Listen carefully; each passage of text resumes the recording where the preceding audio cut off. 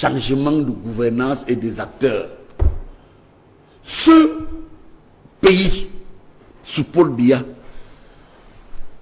j'ai suivi encore un haut responsable du RDPC faire un communiqué. Peut-être suite à mon passage ici, il y a un ami ministre qui me l'a dit que oui, et ça, le RDPC doit être serein et que tous ses alliés sont sereins. Ce monsieur qui a l'air d'être hors jeu, c'est-à-dire hors sujet, c'est-à-dire hors jeu au foot, c'est un match de foot. Votre ami ministre?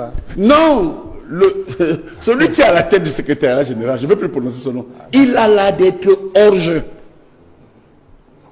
Au lieu de dire, mais écoutez, mobilisons nos acteurs qui ont ce qu'on appelle en sciences administratives la prise de décision pour construire les routes.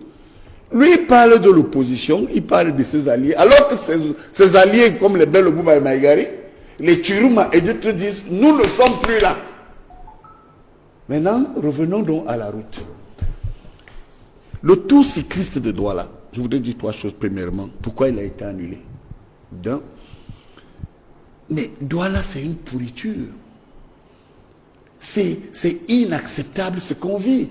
C'est l'échec de la gouvernance. Mais pourquoi on amène dans le tour cycliste? Pourquoi ne pas l'amener carrément? Mais parce que... Où se passer de l'étape de Douala? Vous savez, avec Charles Ateba Yéné, il y a un livre que nous n'avons pas eu le temps de sortir. Charles et moi, un livre commun, qui s'appelait, le livre a été intitulé Cameroun, l'art d'être hors sujet. C'est moi qui détiens ce manuscrit. Et vous allez voir que pourquoi?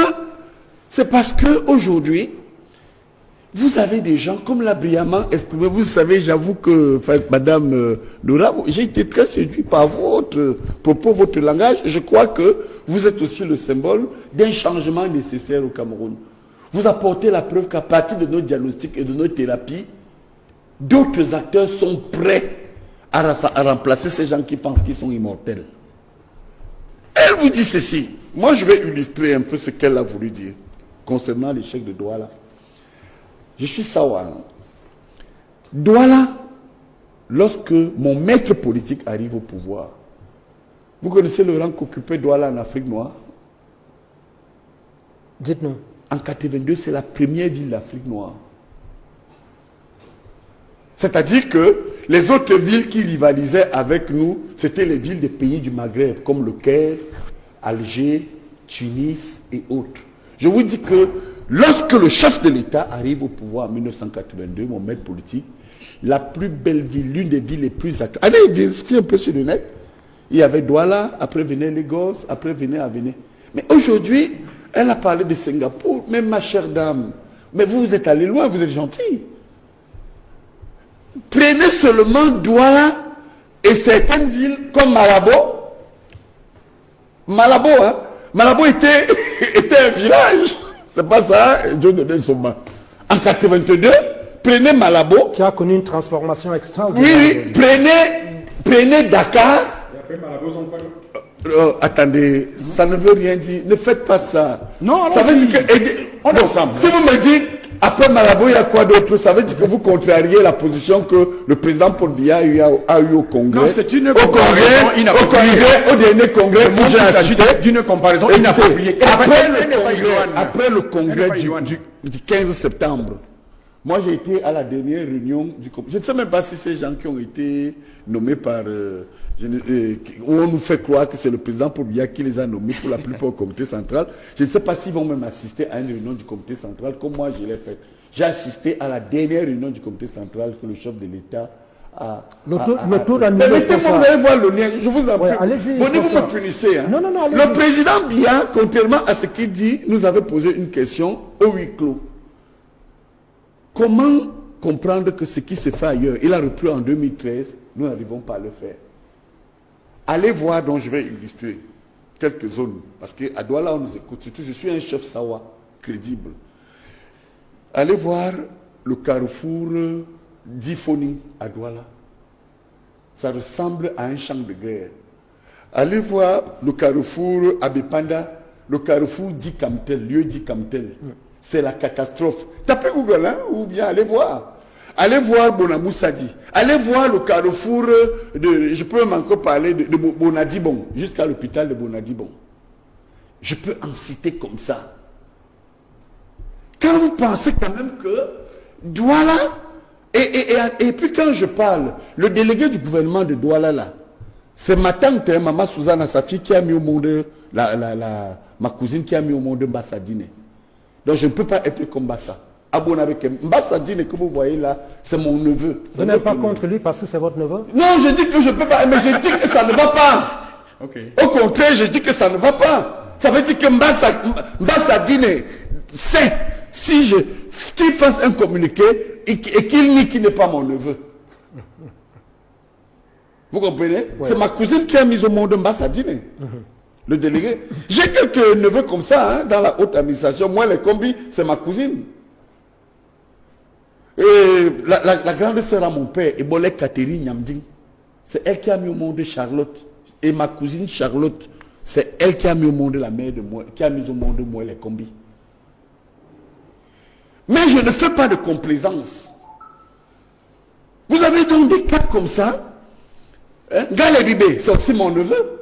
Vous voyez que je voudrais dire aux gens qui m'écoutent souvent que si j'étais complaisant, parce que j'ai des neveux ministres, les Mouelé, les Ngale Bibé, les Abouem qui est au volet, etc. La mère d'Abouem et la mère de Narcisse sont des cousines germaines. D'ailleurs, lors d'une dernière réunion, excusez-moi de faire cette parenthèse, j'ai grondé mes deux neveux. Moi, les combis et Abouem. Je leur ai dit, regardez le spectacle que vous... Et je parlais comme oncle. Allons-y sur les routes. Voilà, pour revenir donc sur les routes, je n'incrimine pas forcément mon neveu Mbassadine. Mais Douala, c'est une honte. Mais il y a la mairie de ville et il y a le ministère des Travaux publics. Oui, c'est ce que je veux dire. Hein. Et même le ministère de l'Habitat. C'est pourquoi je dis que si on combine M. Nganou Joumissi, la ville qui, selon un communiqué, n'aurait pas été informée. Madame Kecha Cortez. Je veux dire que... Tu es votre amie et donc vous ne voulez pas parler. Ma très bonne amie. Écoutez... ma soeur Célestine, c'est une femme courageuse, forte, comme vous voyez la jeune Noura. Et je peux vous dire quelque chose pour laisser dans le sujet. Le deuxième point est que il y a une absence de concertation, c'est-à-dire entre la ville, l'État et ceux qui organisent le tour cycliste. Parce que le sujet c'est pourquoi on annule ce tir. Et n'oubliez pas que ce tour cycliste porte le nom de son excellence Paul Biya. Pourquoi les gens aiment se moquer du président Biya? Troisièmement, et je termine là-dessus. Vous parlez de la route qui n'est pas bonne. Ça vraiment, si ce qu'on vit au quotidien pouvait changer les choses à Yaoundé, Douala et d'autres métropoles, parce que rappelez-vous, il y a 30 ans, le tour du Cameroun avait les Kono, l'Intépé. Mais l'un des plus grands critériums, c'était Garoua, Ngaoundéré, ou Ngaoundéré Garoua. Vous avez vu qu'aujourd'hui on a évité Garoua, Ngaoundéré. Moi je ne suis pas là pour donner les chiffres, mais j'illustre. Pourquoi? Parce que cette route, à l'époque du président Ahidjo, qui n'a pas été aussi trahi comme Paul Biya est trahi, et on ne comprend pas pourquoi il ne réagit pas. Vous voyez donc qu'il y a un problème de gouvernance. La gouvernance, donc, dans ce troisième point que j'évoque, est-ce que vous savez qu'il y a des Camerounais qui ne savent pas, sur le plan infrastructurel, restons dans le sport, ce qu'on appelle une piscine olympique? Est-ce que vous savez qu'aujourd'hui, au moment où nous donnons l'impression que nous sommes scandalisés, il y a le fameux stade de Paul Biya qu'on a voulu appeler parce que le président, j'ai été le premier à vous dire que le président ne veut pas que ce truc porte son nom. Où est le stade de Lembe? Et entre-temps, vous avez des gens qui se pavanent, qui vous disent non, ce n'est rien. Paul Biya doit être reconduit. Oui, ce n'est rien. Hein, même si nos athlètes. Regardez aujourd'hui, quand on parle d'un tour cycliste symbolique du Cameroun, qu'est-ce que l'habitant de mon atelier sait d'un tour cycliste? L'habitant de l'Est. Quel est ce tour du Cameroun qui ne fait pas le tour du Cameroun? Et je vais encore vous révéler quelque chose de technique. Non, pour finir, hein, professeur. Et pour finir, ouais. J'ai échangé avec l'un des membres de la Fédération internationale de cyclisme qui est arrivé, il était au Hilton. Mais ils ont voulu annuler même ce tour, dès le départ. Vous savez pourquoi? Parce que le tour, à un moment donné, est continuel. C'est-à-dire, il y a ce qu'on appelle une translation continuelle de la course. Mais qu'est-ce qu'on fait? On prend une carte et on identifie les routes. On vous dit, bon, vous allez courir, par exemple, entre Maroua et Bora. Après, on vous transporte dans les bus. Les muscles sont fatigués. Après, on vous transporte, on vous dit que vous allez partir Douala-Kribi. Douala-Kribi, et après, on vous remet dans la voiture. Comment c'est qu'il y a des tronçons qui peuvent faire chuter les cyclistes? On vous amène à Pouma et on vous dit que vous allez faire Pouma-Yaoundé. Donc, il faut reconnaître que, M. Boni-Philippe, une fois de plus aujourd'hui, vous avez mis sur le plateau un problème de gouvernance. Regardez la petite route 45 km, Douala-Bonepopa à Yabassi. 45 km. M. Boni-Philippe, c'est depuis 2016. Et je préviens, je suis toujours l'hirondelle qui annonce le printemps. Vous allez voir que lors de cette campagne, comme c'est la grande saison de pluie dans tout le Cameroun, si les partis politiques de l'opposition ont un peu de jeu, filmer seulement les routes où les gens vont faire campagne. Mais vous faites quoi là? Vous allez contre votre maître politique? Mais je vais contre vous le laissez prospérer contre, dans cette dynamique. contre les mauvais acteurs. Mais il est là pour parler. Qu'est-ce que vous voulez? Les mauvais acteurs, mon frère, Manda, monsieur Manda. Non, n'est pas frère. Là, tu n'es pas mon frère. Je m'en fous. Tu es en train de nous foutre. Manga, je m'en fous parce que Manga est mon frère.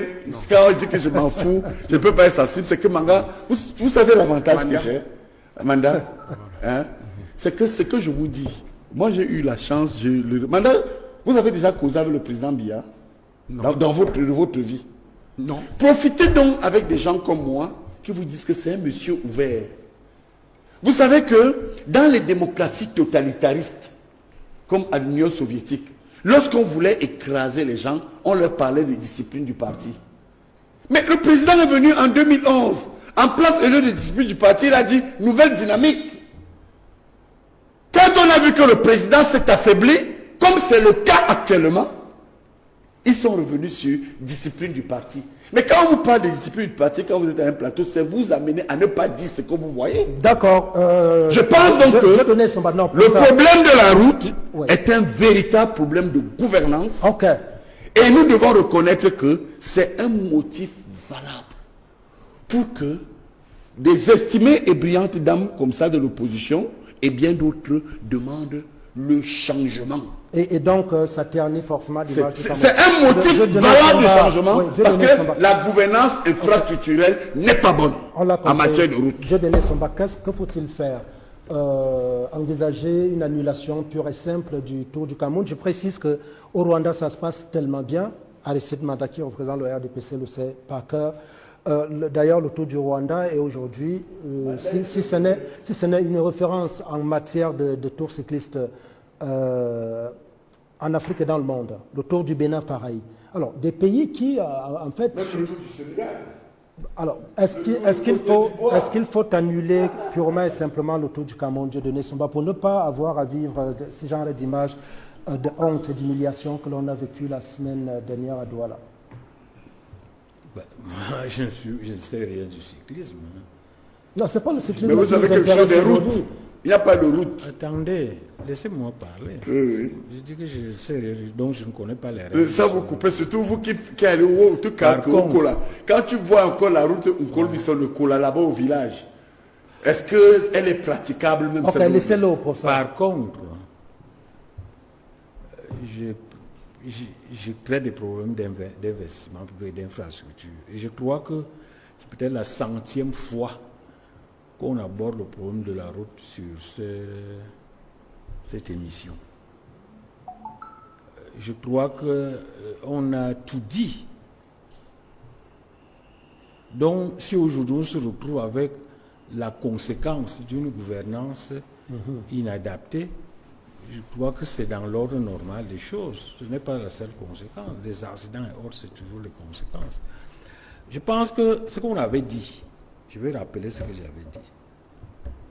Les études avaient été menées. les études ont montré que l'entretien du réseau routier du Cameroun vaut 850 milliards, un entretien pertinent. Et la seule disponibilité, c'est 55 milliards, disponibilité budgétaire. Ouais, vous avez un besoin de 850 milliards et vous n'avez que 55 milliards. Le président du conseil d'administration du fonds routier n'a pas été d'accord avec nous sur ces chiffres. Non, ce n'est pas le président du conseil, c'était le ministre délégué.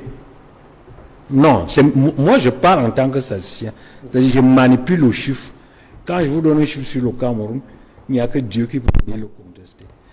Il n'y a que Dieu. Hein. Oui, il n'y a que Dieu. Mais lui, il a contesté le ministre Yaouba. Non, il a contesté à tort. Enfin, c'est juste pour rappeler. Je l'avais dit. Je dis donc que ces études d'ailleurs ont été menées par le ministère des Travaux publics, puis par d'autres bureaux d'études indépendants. Donc, la situation du Cameroun, c'est 850 milliards de besoins pour entretenir le réseau routier, alors que les seules disponibilités, c'est 55 milliards, même pas 10%. C'est dire que c'est le modèle lui-même qu'il faut revoir. Il n'existe aucune possibilité opérationnelle pour le budget de l'État de supporter l'entretien routier du Cameroun. Il faut donc sortir de ce modèle de financement budgétaire. Quand M. Manet dit que on a besoin de ressources, c'est le problème des ressources. Non, on ne raisonne jamais comme ça en économie. C'est comme si à la maison, quand vous n'arrivez pas à payer le loyer, vous dites, si j'avais des ressources, vous n'arrivez pas à mettre l'enfant à l'école, vous dites si j'avais des ressources. Non. Vous devez fonctionner en fonction de vos ressources. Je me rends à l'évidence. Non, écoutez, monsieur Man, je vous ai compris. Je dis qu'un opérateur économique normal ne raisonne jamais en termes de manque de ressources. Pourquoi? Parce qu'il configure sa vie en fonction de ses ressources. Vous ne pouvez pas aller vivre au-delà de vos moyens et quand vous êtes coincé, vous commencez à dire je n'ai pas besoin, je n'ai pas de financement. Non. Vous financez, vous fonctionnez, vous ajustez votre vie en fonction de vos moyens. Ce que vous avez comme moyen, c'est ça. Hein? Vous ne pouvez pas prendre des initiatives qui vont vous dépasser et puis quand vous êtes coincé, vous commencez à dire mon problème c'est l'absence de moyens. L'absence de moyens, ce n'est pas un argument. L'absence de moyens est tout simplement une preuve de mauvaise gouvernance. C'est ça.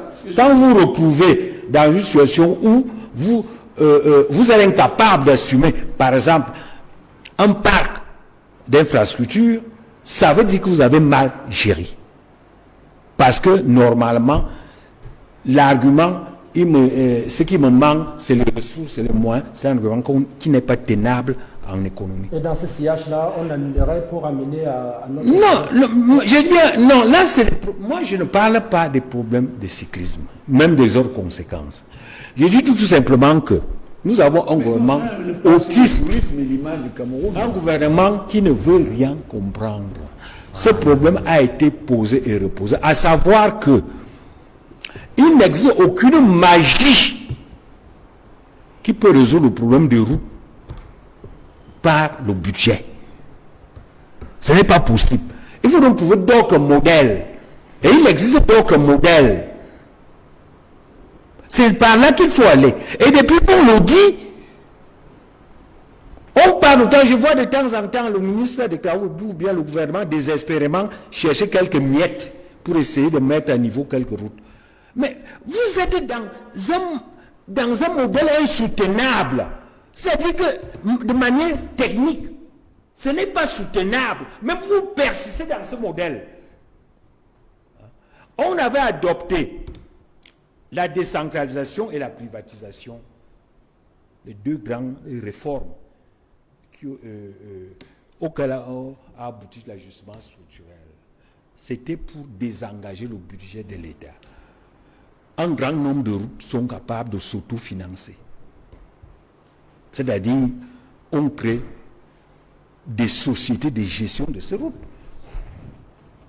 On peut créer dans des villes comme Yaoundé, comme Douala, une fiscalité spéciale pour les routes urbaines. Il ne faut pas oublier que Yaoundé et Douala, le revenu moyen par habitant, c'est 8 fois la moyenne du Cameroun.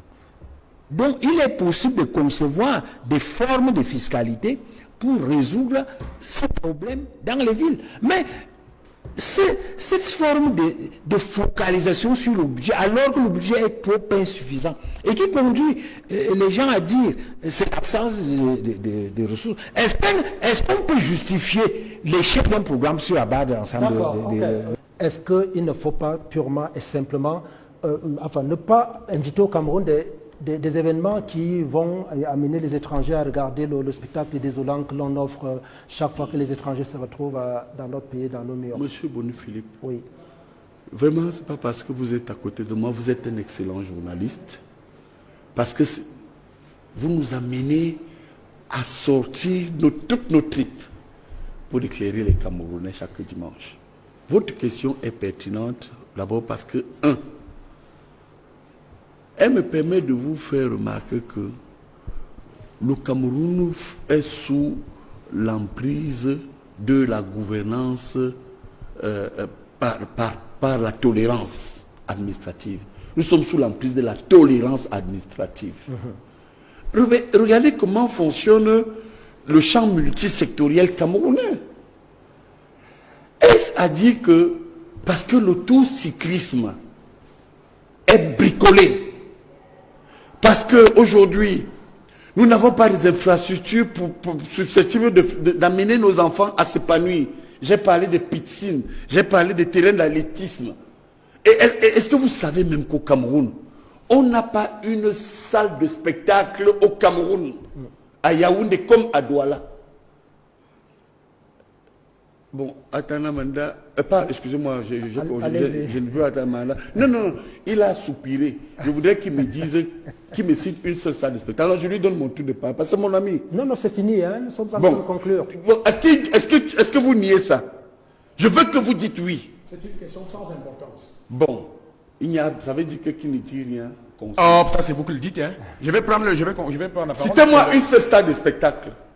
Où est le lien que vous établissez? Le lien que j'établis, je ne vais pas vous permettre de recommencer. Bon, alors je vais continuer. Il dit, est-ce qu'il n'y a pas lieu? Mais avec l'esprit de tolérance administrative, on va valider le tour. Nous avons toujours vécu comme cela.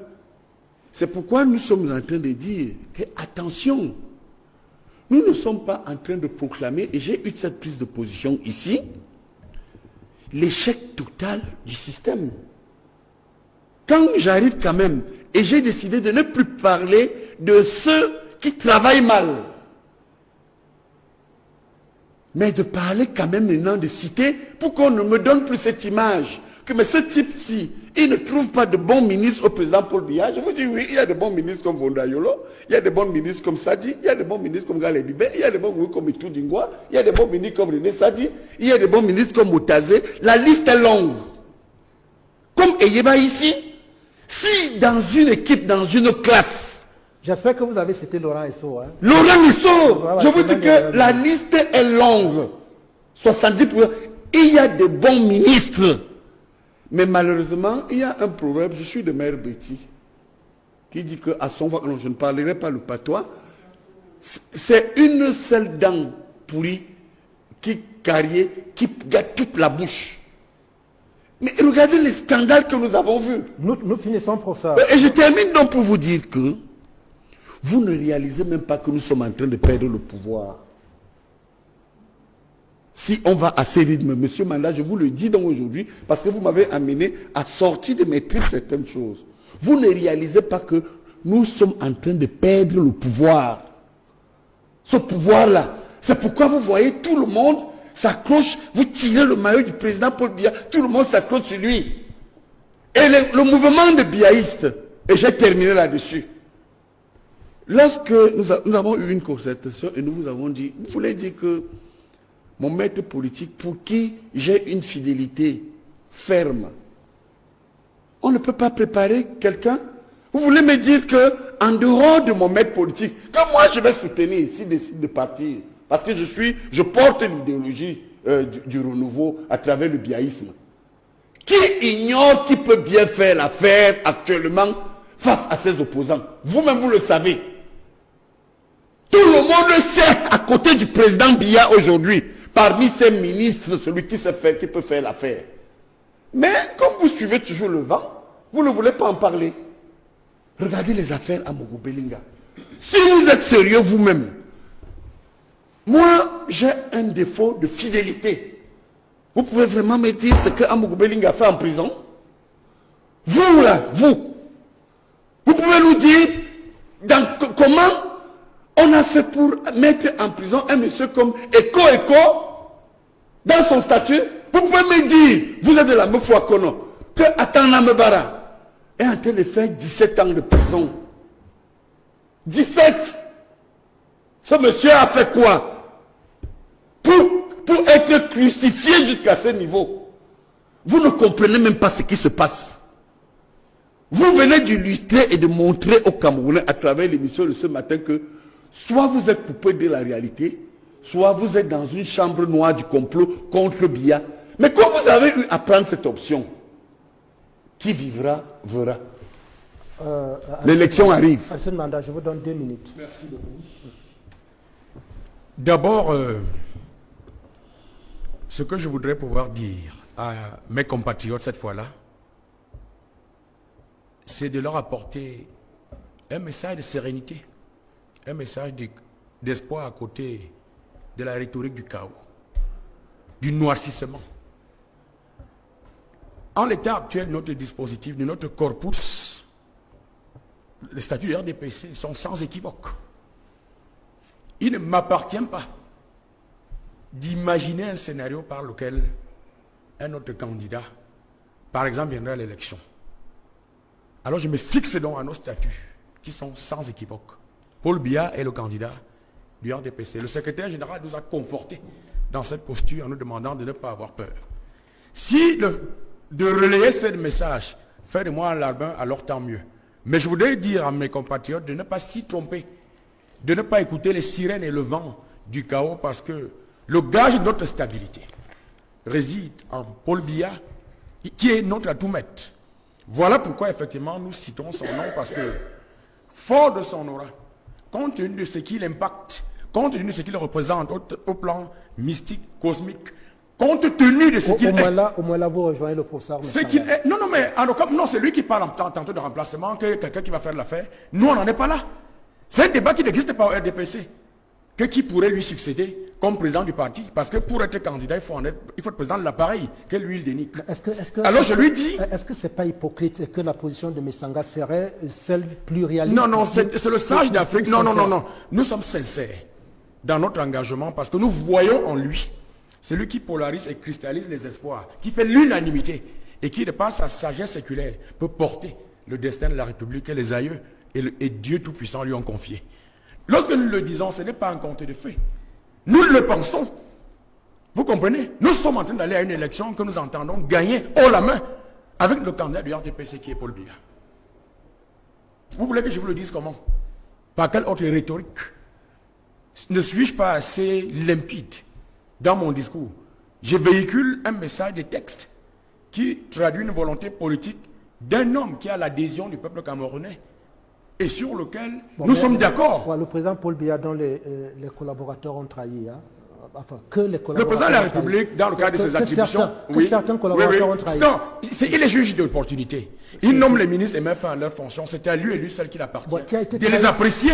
Vous ne me demandez pas de faire un procès au ministre. Ce n'est pas mon mandat. Qui a été trahi par beaucoup de ses collaborateurs. Bon, ça c'est vous qui le dites. Ça veut donc dire qu'il il serait donc aveugle. Je le dis, je l'assume. Il serait donc aveugle pour ne pas s'en apercevoir. Non, parce que c'est un fait en fait. C'est lui qui l'a dit. Mais au moment où il le dit, et qui doit prendre les actes? C'est le chef de l'État. Et qui tire les conséquences? C'est lui qui prend les conséquences. Très bien. Ils ont condamné Biya. Non, je sais ce que vous préparez. Nous arrêtons l'émission. S'il vous plaît, merci. Je sais ce que vous préparez à Biya.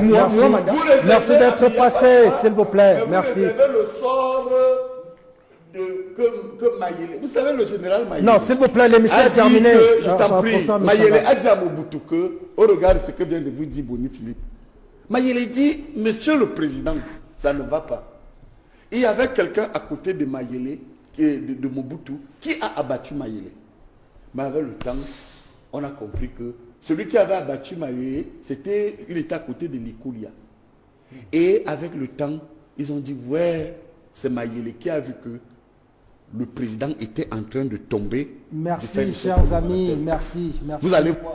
Merci d'être Ne passé. fuyez pas quand le nouveau président va arriver, parce que le président Paul Biya lui-même. S'il vous plaît, Non, professeur. le président a dit. L'émission est terminée. Non, le président a dit. on va pas je s'éterniser verrai si ici. je vais aux élections. Ouais. Je corrige aussi quelque chose. Merci à vous. Ou je me repose au village. Donc je suis Merci. dans la position du président. Ok. Il peut partir quand il peut se reposer au village. Merci beaucoup. Merci. Merci Aristide Ah, Manda. forcez-le. Merci Aristide Manda d'être passé. Merci. Et mes amitiés à Jean-Pierre Amougoubelinga, mon grand frère, qui se retrouve dans la détresse. Qui est maltraité. J'ai eu la chance. Non, je l'ai vu lundi. Par Au le- tribunal, j'ai été heureux de le voir Heureux, scintillant. c'est ça. Et je lui ai demandé de garder le moral et qu'avec l'aide de Dieu Tout-Puissant, il nous Vous retrouvera soutenez certainement. les- Je souhaite de tout cœur, comme c'est la justice, je ne vais pas faire de commentaires, mais humainement parlant, je voudrais lui manifester ma sympathie. Merci Aristide Manda d'être passé. Alors, dois-je vous dire que vous avez rempli votre contrat ce matin. C'est la première fois que je vous ai en plateau et c'est le professeur Messanga qui l'a dit, vous êtes brillante. Merci beaucoup. Merci et revenez-nous. D'accord, merci. Merci à vous. Professeur, alors vous allez quand cette semaine, la semaine prochaine? Non, je disais qu'après l'émission de dimanche prochain, je vais prendre l'avion le soir. D'accord, merci. Donc j'ai une émission, donc je voulais tout simplement vous dire merci et vous souhaiter bonne fête de paix et remercier aussi ma fille Mouna qui a choisi ma cravate ce matin. Elle m'a dit, papa, quand tu mets tes couleurs de commandement, j'aime bien te voir avec la cravate Bordeaux à l'occasion de la fête de paix. Alors, D'accord. donc je souhaite aussi bonne fête de Merci, paix. merci d'être passé. Et je vous avoue quelque chose, parce que j'ai toujours été un homme honnête. Monsieur Manda, bon, mon frère, il est dans son rôle, mais je salue vraiment ce type de représentant, vraiment Madame Nora, chapeau. Je ne vous cache pas que j'ai été très impressionné par vos qualités. Et vous êtes tout simplement la preuve que, en dehors de ceux qui se croient inamovibles, il y a une arrière-garde qui est prête à assurer la relève. Merci.